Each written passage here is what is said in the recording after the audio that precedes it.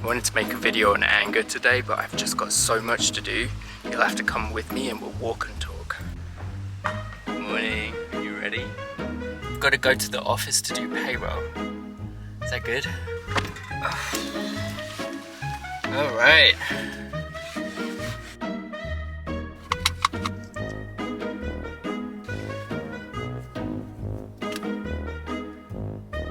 Yeah, you have to push that button to make the car go. The pedals, you need to press the pedals are forwards and backwards. Anger is a bit like driving with a dog. You don't want to give him the keys and put him in charge, but you also don't want to put him in the trunk.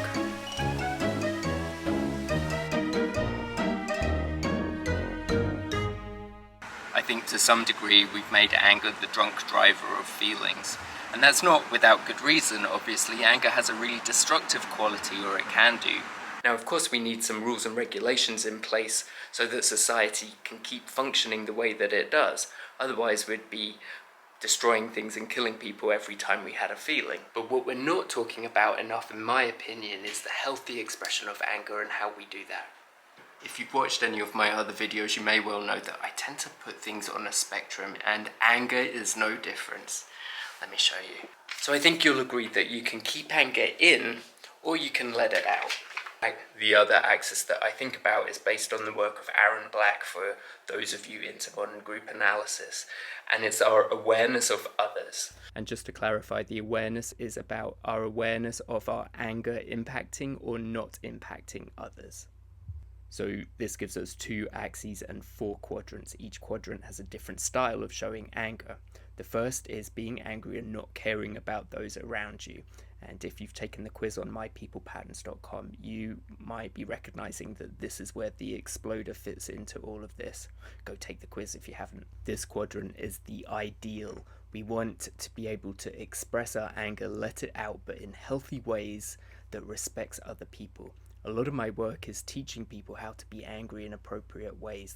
Most people are in this quadrant where they are aware of their anger but don't let it out or express it because they lack the tools and have a fear that it will hurt or injure other people. The final quadrant is reserved for people who keep anger inside and channeled at themselves.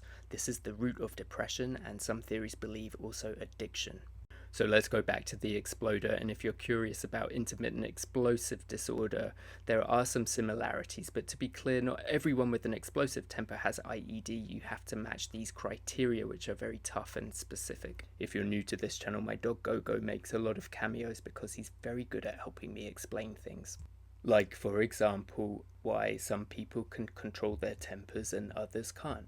So imagine Gogo and I walking down the street. If he sees a squirrel the other side of the road, it does not matter how busy the street is or what's going on, he's going to bolt until I remind him to stop or sit.